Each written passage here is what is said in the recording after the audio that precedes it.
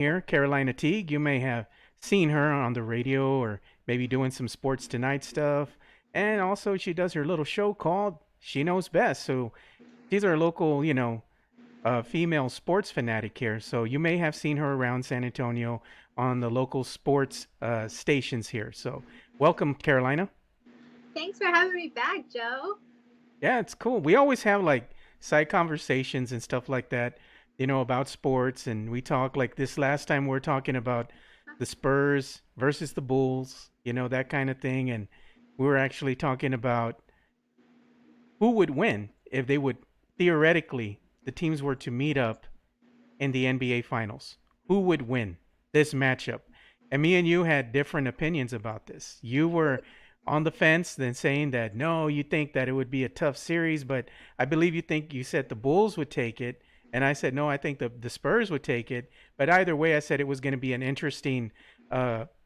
interesting series to watch. We'll put it like that. Yeah, when me and you both talked off the record, well not off yeah off the record, it was a really intense conversation. So we both were going back and forth, and we were both like, well, why don't we just put this in a live stream and get everybody involved? Because I mean, this is a really good debate in my opinion. So I'm excited to talk Bulls. I'm excited to talk Spurs. They're my two favorite teams in the Western Conference and the Eastern Conference. So just being able to do that with you on live stream is going to be so much fun. I'm excited. Let's get into it. Yeah, so we're going to go ahead and dive in here and get into it. And we are streaming our live audio as well on the website. If you go to twoshotspodcast.com right now, you just go ahead and click on the little web player that you'll see right when you pull up the website. And if you click play, you can go ahead and just hear the audio only portion of this broadcast through any smartphone or laptop or desktop. So we have that as well that we like to add for our listeners, for our viewers. So we're going to go ahead and dive right in here. I'm going to go ahead and transition here. So we're going to just play some highlights from when the Spurs met the Bulls on that November 3rd, 1997 matchup, which was, should I mind you, that was Tim Duncan's third game as a pro. I remember this game vividly because, as we had talked about, this game went into double overtime. And Tim Duncan did not look like a rookie in this game. He was really taking it to the Bulls. And I remember specifically after this game, Michael Jordan had some kind words to say about Tim Duncan. He was really impressed with the young man. And he said, oh, he goes, he's going to be someone that you should really look out for. He was like to the effect of he's going to be a really good player for years to come.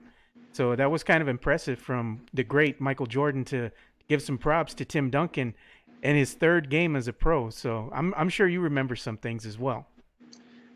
I really thought that game was. Well, I went back and I watched it again because I I needed a refresher. As you know, Joe, like we said, I was around 10 years old at the time when I didn't bring up everything. age. I wasn't bringing up I know age. you didn't bring up age, but I was around 10 years old. I had to go back, so I had to like I need to go watch this again. So one of the things that really stood out to me in this particular game was it was a really high intensity game in regard to defense. They had to go into double overtime in order to crack into the 80-point mark.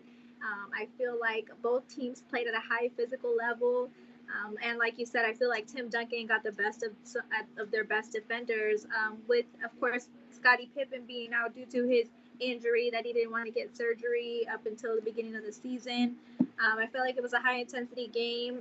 Michael Jordan hit the three to take it into overtime, and then the Spurs maintained a tie to head into double overtime, and eventually the Bulls ended up winning that game. But I agree with you. I feel like looking at those highlights, looking at what everything Tim Duncan did, or just the whole team in general, Robinson and Tim Duncan, I felt like they both played at a high physical level, and it was a really good game to watch. So, I mean, I really enjoyed it, and I agree. I feel like those comments, I didn't know about those comments that Michael said about Tim Duncan, but I would agree to him with him because if you watch those plays of him going up against Dennis Rodman, him going up against Ron Harper and Luke Longley, he really did a great job on his end, being able to not let them get to him, and have a high scoring game, 19 points, 22 rebounds.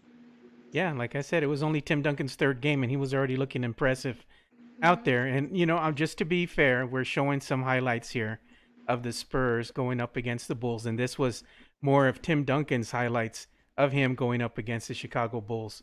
So, in all fairness, I'm going to go ahead and show the clip that you had told me about, showcasing Dennis Rodman going against the San Antonio Spurs, guarding Right. positions 1 through 5. And I believe this was the second time that these teams had met during Hmm. this same season. Hmm. Yeah, so they ended up meeting up again that same season, and I don't have the clips in front of me, but I remember. So the way that Rodman was as a defensive player, he was able to, or how he explained in his own words, is that when he barely knew a player, once he went up against them, pound for pound, he would just do his research, do his homework, and become more intelligent as to where their weak spots are, where to put them in position in order to miss some plays. And I feel like he brought that type of intelligence and his, veteran basketball intelligence to that second game. And I feel like he got ate alive in the first game by Tim Duncan. But I feel like the second game that they, had a matchup where the Bulls ended up defeating the Spurs at home by 10 points. I feel like in that particular game, Rodman had a much better game up against Tim Duncan, but that's not saying a lot because I mean he still had a hard time guarding David Robinson as well. So, in Yeah, my opinion, I feel like he did a much better job than he did in the first game. And I think that it's attributed to the fact that Pippen was back in that game, number one, and he had more opportunities to guard Tim Duncan more so than the weaker defenders like Ron Harper, Luke Longley. But I also think that the reason why he was able to do that is because he is able to study effectively against the players that he goes up against. So I feel like it was just kind of like a balancing out in that particular situation. yeah. And in this second matchup that they also had Scottie Pippen. They didn't have Mm-hmm. Pippen the first time that they matched up for this '97 season, so that Mm-hmm. was kind of a difference maker. I believe in this particular game, Michael Jordan had a good showing against the San Antonio Spurs. I was looking at some of the highlights of this particular game, and Michael Jordan did have himself a great game again. Not like he didn't have a first game that he scored, Jordan-esque points against the Mm-hmm. San Antonio Spurs. This was more of a coming out party for Tim Duncan to showcase what he was capable of. And now, in the second matchup here in the Alamo Dome in front of a sold out crowd, I'm sure the Spurs just kind of really didn't live up to that expectation that the fans had wanted from the first matchup. So we were left a little bit disgruntled, but nonetheless, I think it was just a small sample size of what these teams could go at each other with as far as when they had a full roster, you know, Right. and they were out there and everybody was healthy. Given that, and we talked about this, if they had met up theoretically, Scottie Pippen stays with the Chicago Bulls. Michael Jordan decides not to retire. They meet up in the 1999 NBA playoffs and they go into the NBA finals. And this is where it got interesting. It's like, what team would have come out victorious? Now, this would have been a low scoring game or low scoring series, I think, from the get go, because both teams, I think, from a defensive standpoint, were really well versed. They were well coached. They had that defensive mindset, and they also had legitimate superstars who could take over the games. Meaning, Spurs had David Robinson alongside Tim Duncan, and the Bulls had Scottie Pippen, who was playing right alongside Michael Jordan, the best player in the game. So Michael Jordan was going to take over the game, no doubt. He was going to get his, and the Spurs would have had their hands full. But at the same token, we know that the Bulls would have had their hands full with that inside presence that Tim Duncan and David Robinson presented. So, given that and saying that, who do you think would have won this series? So I'm gonna say this before I give my answer. I love the San Antonio Spurs. I love the San Antonio dynasty, and I love the San Antonio team. With that being said, I'm gonna go ahead and take the Bulls in six. And the reason why I'm gonna take the Bulls in six is because I am a creature of habit, and I feel like based off of the history that we see with the previous year, where the Chicago Bulls had their championship team, they were on a three-peat. I feel like they were able to successfully beat the San Antonio Spurs twice, once without arguably their greatest defender or the second greatest defender on the team, whether you think it's Rodman, whether you think it's Pippen. Um, they were without Pippen due to injury. If they were healthy during the finals, I'm going to give the edge to the Chicago Bulls simply because, number one, you have very strong defenders on their team. And that's not taken away from the fact that the San Antonio Spurs are strong defensively as well. Um, I feel like also bench wise, I feel like the Chicago Bulls had a better bench in 1998. Um, when you look at the score, the box scores for what happened in the last matchups, Steve Kerr had a lot of major points in the bench. Tony Kukoc won Sixth Man of the Year, I believe in 1997, and he was just reliable as a six man off the bench. Both of them have hit game winners when they needed to.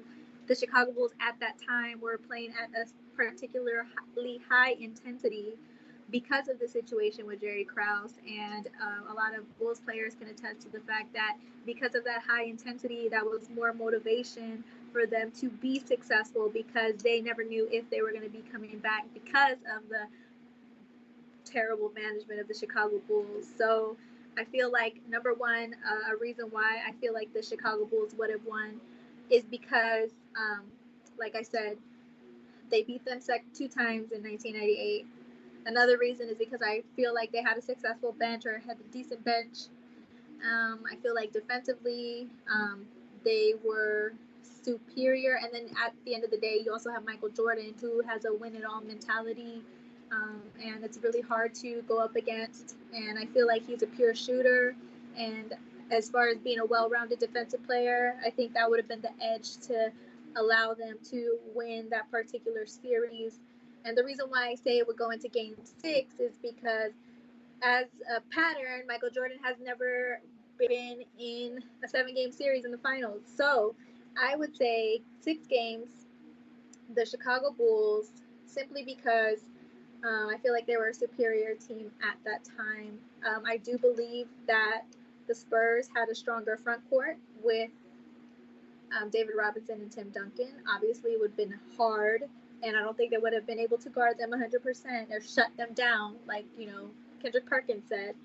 But I do think they had a strong front court, but I feel like their backcourt was weaker compared to the Chicago Bulls backcourt. So, I mean, those are the reasons why I would pick the Chicago Bulls. But Joe has a different opinion. Joe, what's your opinion? Yeah, well, here's the opinion that I'm going to share with you because basically I'm going to read to you the players on the roster for the 98-99 San Antonio Spurs.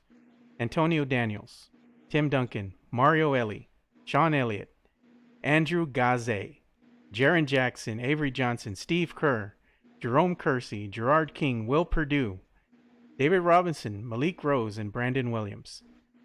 Out of these people that I just named to you, the ones that really stand out is Sean Elliott because we know he hit the Memorial Day Miracle. Mm-hmm. Mario Elie was kind of that junkyard dog. He'd come out and he's just going to play hard-nosed defense, kind of like an enforcer. Same thing that you can say with, Jerome Kersey. These guys would just come out and just go out and enforce their will on the other team. They weren't out there to score points. They were out there to hit somebody in the face, slap them in the mouth, that 90s style basketball.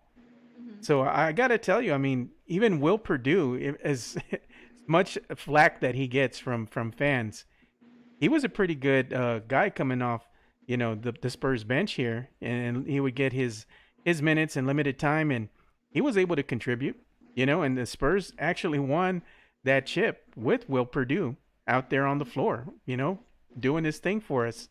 So given that, and we have inside information now, an insider with Bulls knowledge in Will Perdue, I think it would have just been destiny. I think it was the Spurs that were just destined to win the finals that year. It was an NBA shortened season due to the lockout, and a lot of teams, it took a little bit of time to get used to coming back again, getting in rhythm, getting in that game shape again. But at this point in time, Tim Duncan already had these matchups that he could go back and watch the film on with Michael and Pippen and everybody for the Chicago Bulls. So he's just going to get better, just as Rodman, as you stated, wasn't going to be a slouch. This is going to be the NBA Finals we're talking about. This is going to be a 7 game series. So it's going to be very physical. And the Worm like to try to get in people's heads all the time by doing his shenanigans out there on the court. But we all know Tim Duncan just doesn't give a damn what you're doing out there. He's just going to smile and walk away. And that's how he really gets into people's heads. And I think he would have actually bothered Rodman because Rodman would have been trying everything in his power to try to get a reaction out of Timmy. And in some of the matchups, Rodman got into foul trouble early. So I think that would have been a huge factor. Yes, he was a good defender for the Chicago Bulls, but he would have had his hands full trying to guard the likes of David Robinson and Tim Duncan, trying to come over with the help defense.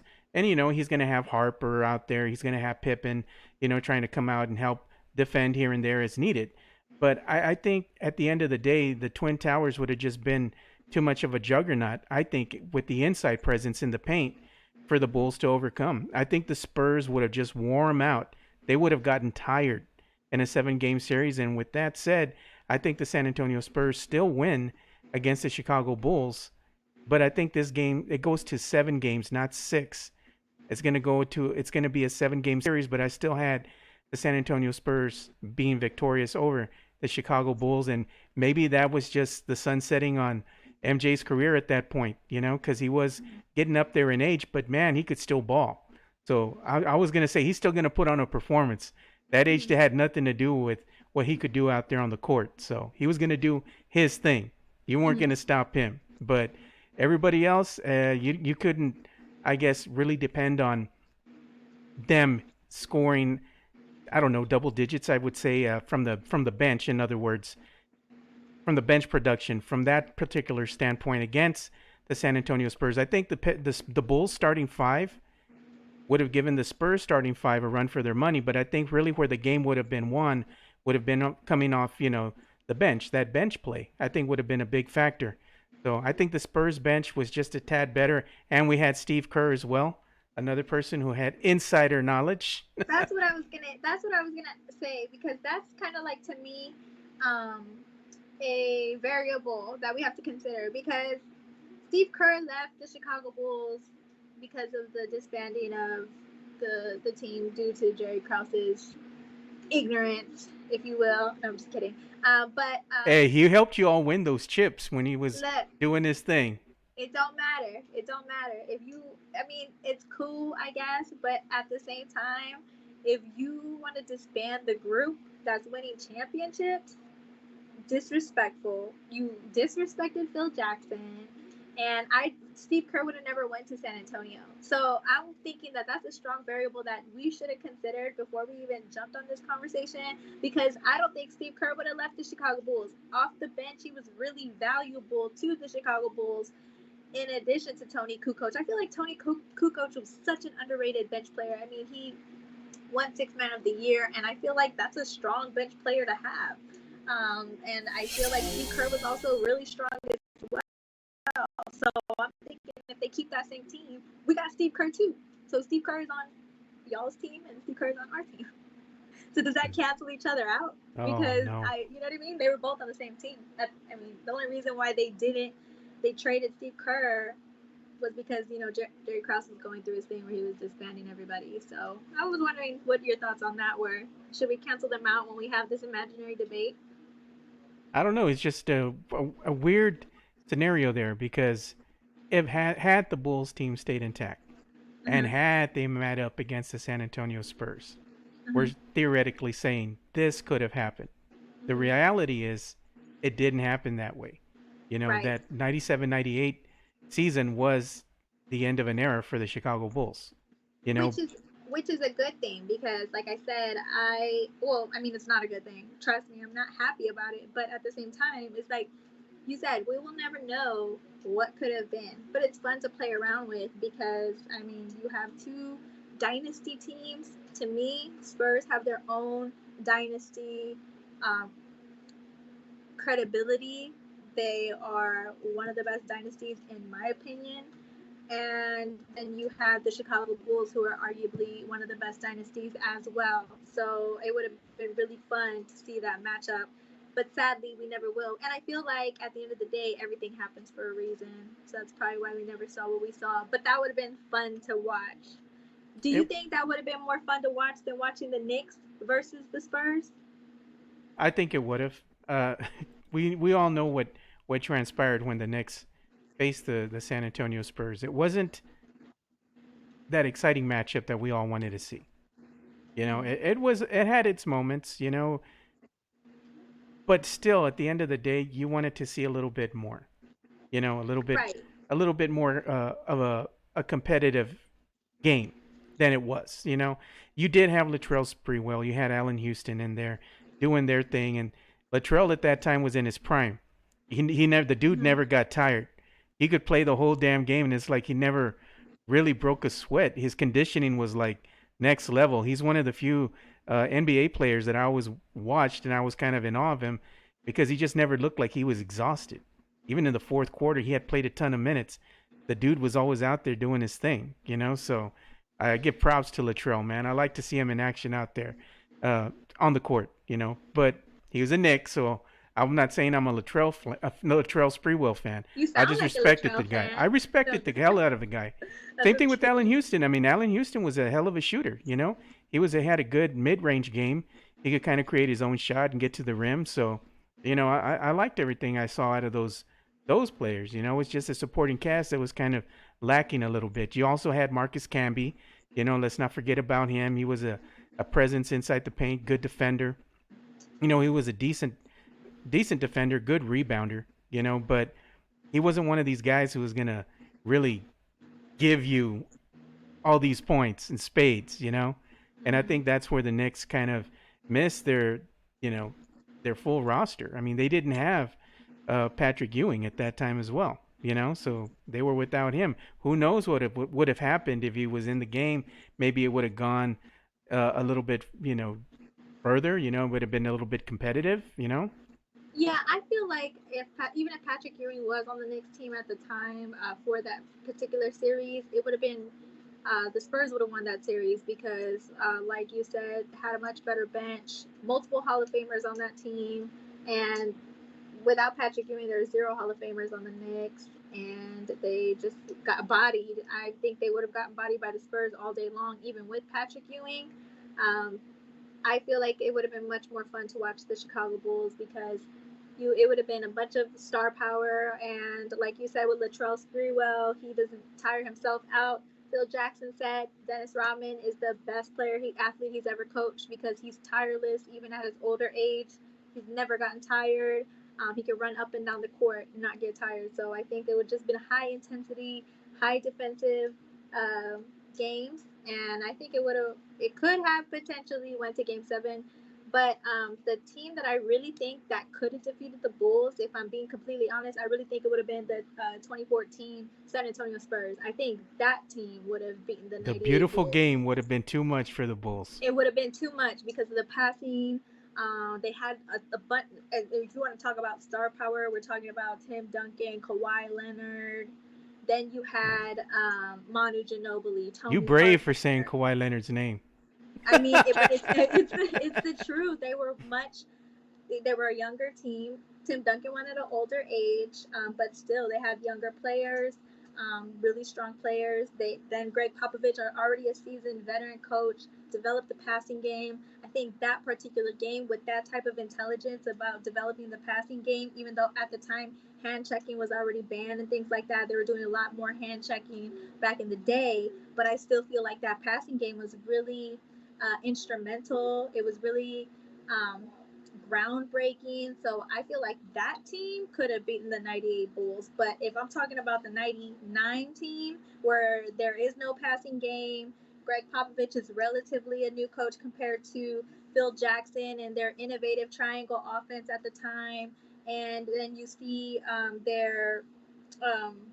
sorry, I lost my train of thought. They had the innovative triangle offense at the time. Phil Jackson was more of a seasoned coach. I feel like being I feel like um, getting your having seasoned players who've already had championships, who've already crossed that finish line, who've already been to the promised land. I feel like that intelligence too, from playing at a championship caliber level and knowing what it takes to win a championship, would have been a factor into that team in that 99-98 matchup. And I feel like the edge would have been to the Bulls for those reasons as well. But if we're talking about the 2014 team, where they've already got that same type of credentials as far as winning championships is concerned, and then they have that passing game on top of that with Greg Popovich and all that star power, I don't think they would have.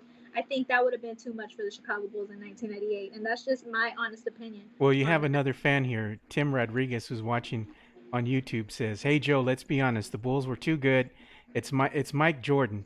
His airness. We're gonna lose to the Bulls. They weren't ass." And it's like, well, he has a point. You know, they weren't as they were going to be much improved over the New York Knicks.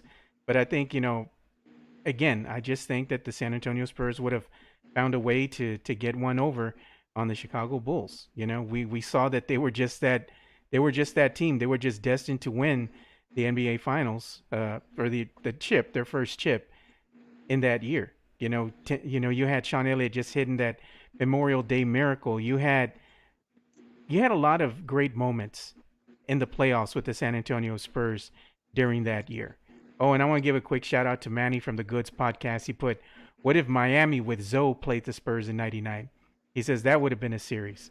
And Manny also says Camby and Duncan battled hard in college too.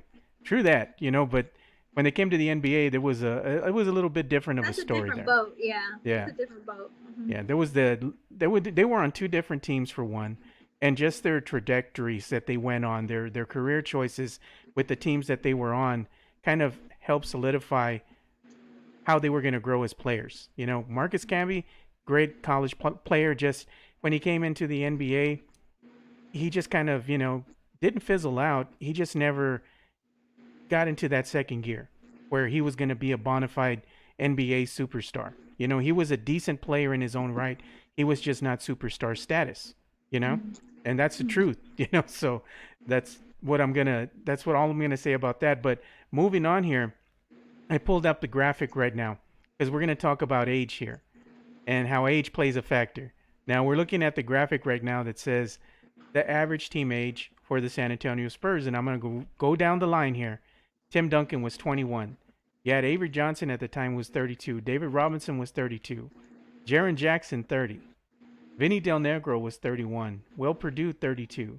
Chuck Person, the rifleman, he was 33. You had Monty Williams. You had Sean Elliott.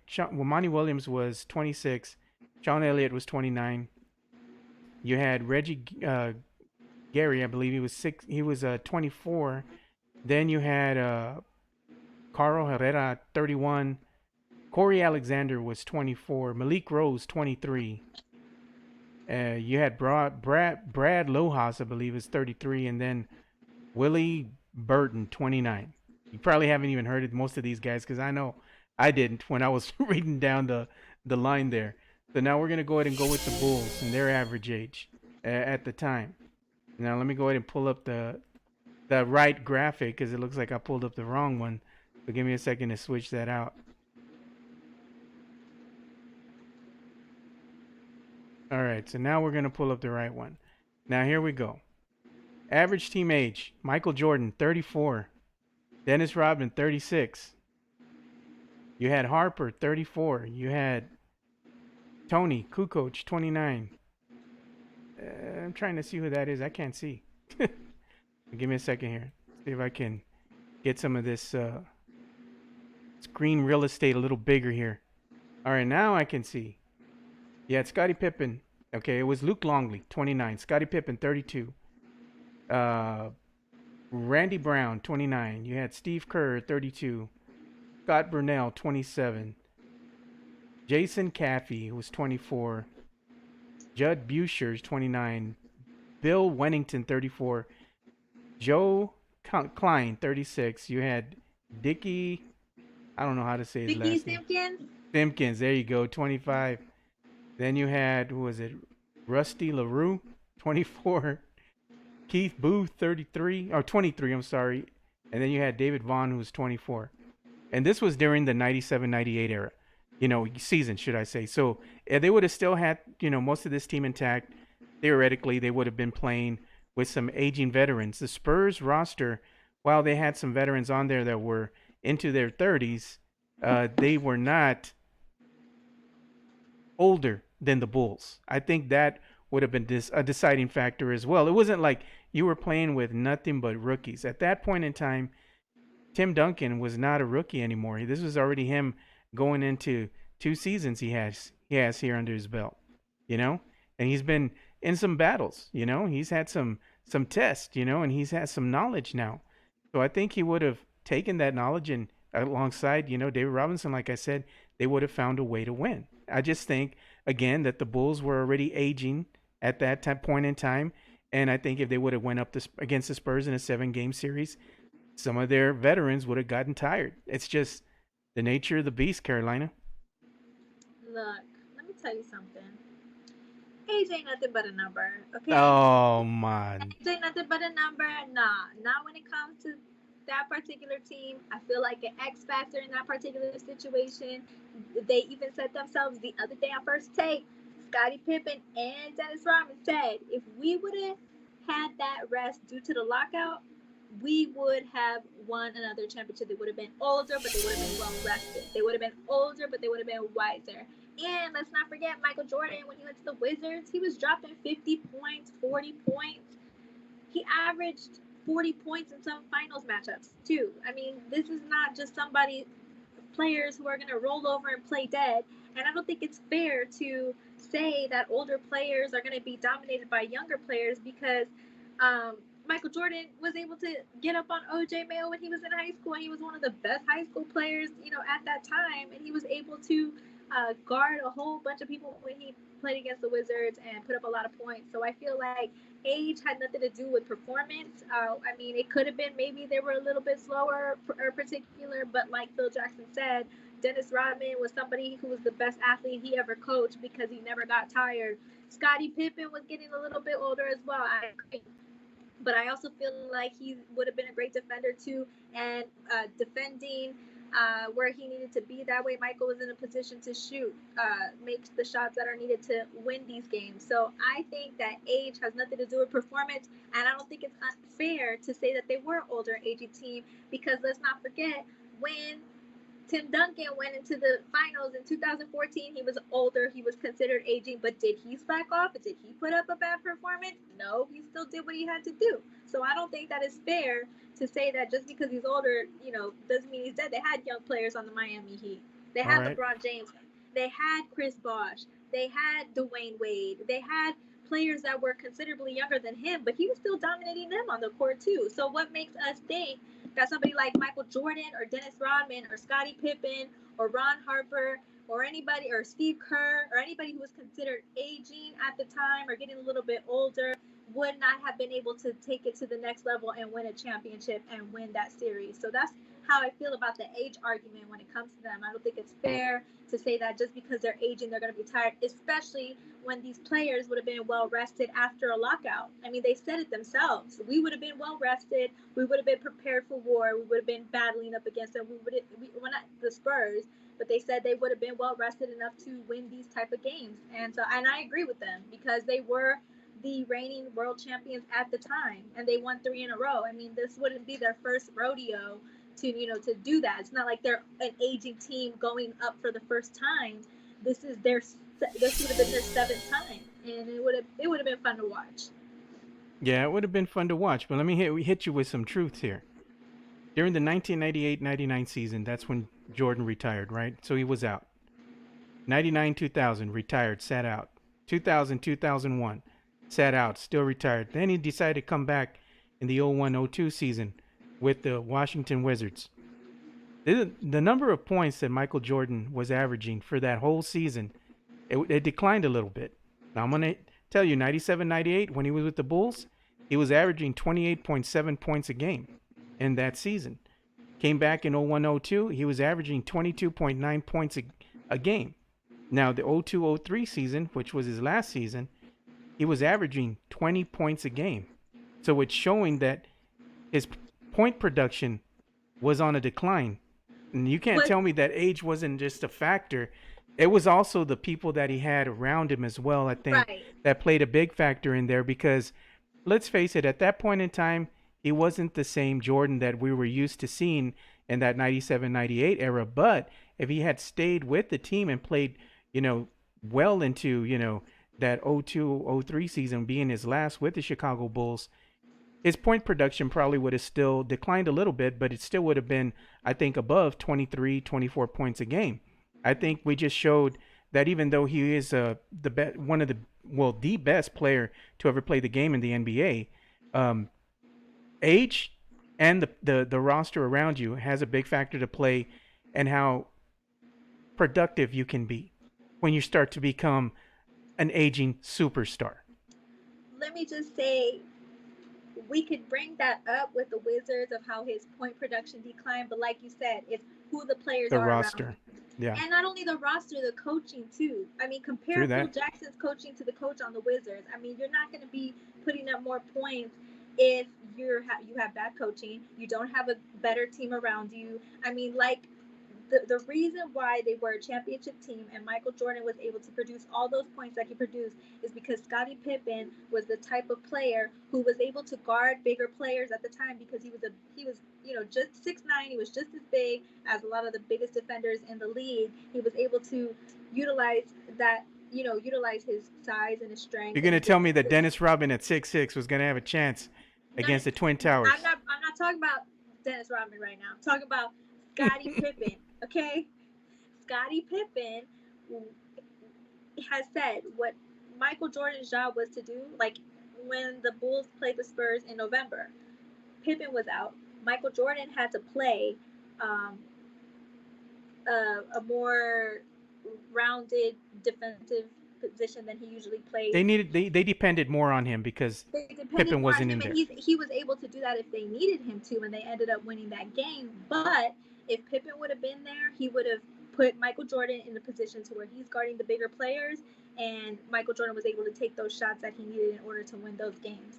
So I feel like one of the reasons that they were so successful is because of the players that were around him. I mean, you couldn't do anything without Scottie. I mean, they even said in the documentary they couldn't. They were having problems, struggling, and losing games because of the people that he was surrounded with at the time. And Dennis Rodman is smaller. I agree. I mean, I don't think Dennis Rodman could have guarded the Twin Towers. And I don't know if I said that already, but I don't think that he would have shut anyone down. He shut down Shaq, but that was back in what was it 93, 94 that he shut down Shaq Yeah. completely. That was one of the last times I seen him shut down a bigger player who's a superstar, who's a Hall of Famer completely. So it had been some time. I don't think he could have shut down Tim Duncan. Do I think he could have been successful at guarding him and at least getting several rebounds for the Chicago Bulls and preventing any offensive rebounds? Absolutely. I think he could have definitely assisted in that aspect. Let me play the tape again. I'm gonna show the highlights again. Spurs and Bulls, and how Tim Duncan was just laying waste to lowly Dennis Rodman, baiting him to come out top of the key, just dropping dimes on him. Then if he would get inside the paint, he would use his footwork and his great presence inside that paint, using his body really well. Do that fadeaway, bank shots. He was just getting anything he wanted. They really didn't have an answer for him and David No, Robinson at the same time. no. So I'm just saying, No, they didn't, and that is the truth. I mean, it's a hard truth that I don't want to admit, but it's the truth. It's right in front of your face. They did a great job um, in that game. There's nothing to deny of that, but they still lost. look at that. I'm looking at David Robinson take Luke Longley to the hole, man. Yeah, I'm watching it. I'm watching it too. I'm Now oh we, man, I'm gonna go back and watch the you're game. gonna go watch the whole game I'm now. gonna watch it again. I'm gonna watch it again. I'm just You're kidding. like, But yeah, I think we had a good debate. I think it was. I think you're standing your ground and I'm standing my ground. That's what two strong debaters like to do, and I think that was very successful. That we were able to do that and be respectful, um, and be realistic about all the situations, about all the variables. I like the fact that we brought them all up. To me, that's important. Like, would Steve Kerr have been on that team? Um, would the age have mattered? I feel like all those variables are really important when you have these hypothetical situations, and I feel like we covered all of that, in my opinion. Yeah, we did. So before we go ahead and end this, and when you say the Bulls would win, I say the Spurs would win What because do you you're say? Bulls and you said Bulls in 7, right? no, I said Spurs in 7. You said Bulls in 6. Oh, okay. I thought you said Bulls in 7, Joe. I'm No, sorry. no. Watch your mouth. Watch your mouth. So before we go ahead and end this, let everybody know where they can go ahead and interact with you on social media. I know that you're active on Twitter, on most days. So they want to talk sports and not just NBA. You're also, well-rounded. And you like to talk NFL, and NBA. And you're a big Chicago Bears fan. So if anybody wants to talk sports with you, where can they reach you? They can find me and my big head at at Carolina Teague underscore. That's CarolinaTeague underscore. And I have my own live stream that I do. It's called She Knows Best. My technical intelligence isn't that great.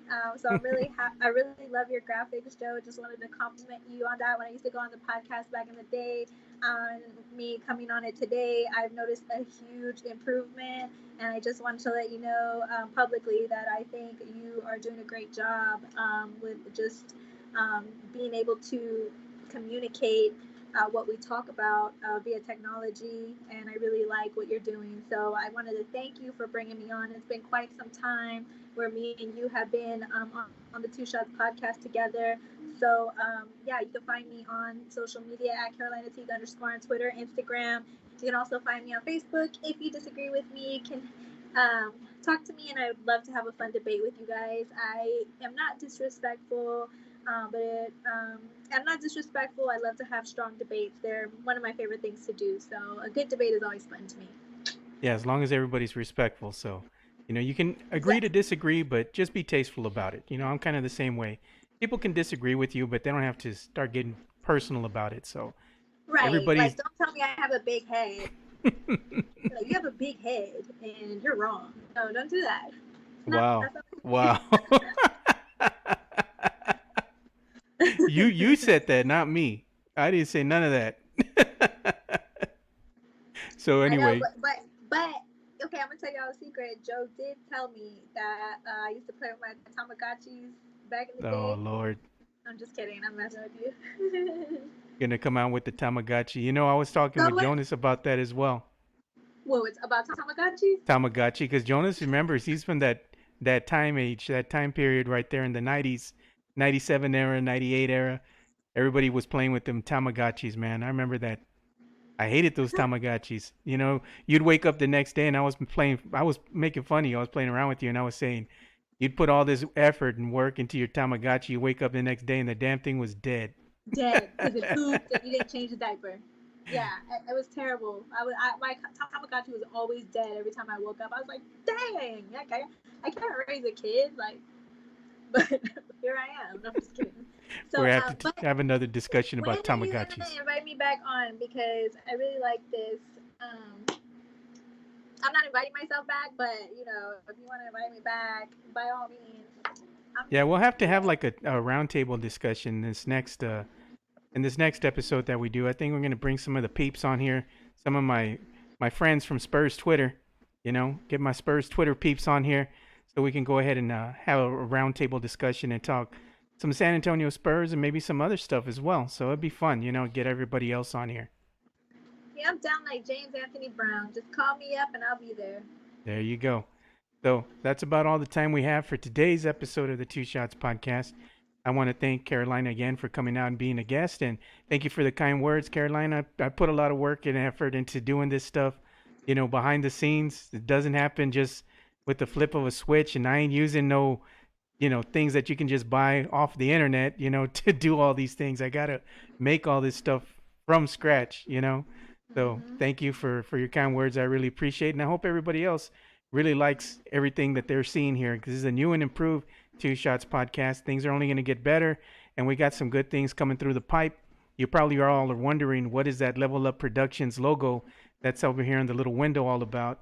Well, I'm starting a production company, and basically that's what we're doing now. We're everything that you see here is actually done through Level Up Productions. So, if you want to level up your production, and move your live stream or your audio podcast to the next level, go ahead and look us up, and we'll be happy to go ahead and talk with you, and like maybe we can come up with some type of, you know, program or something like that that can help you take your production to the next level.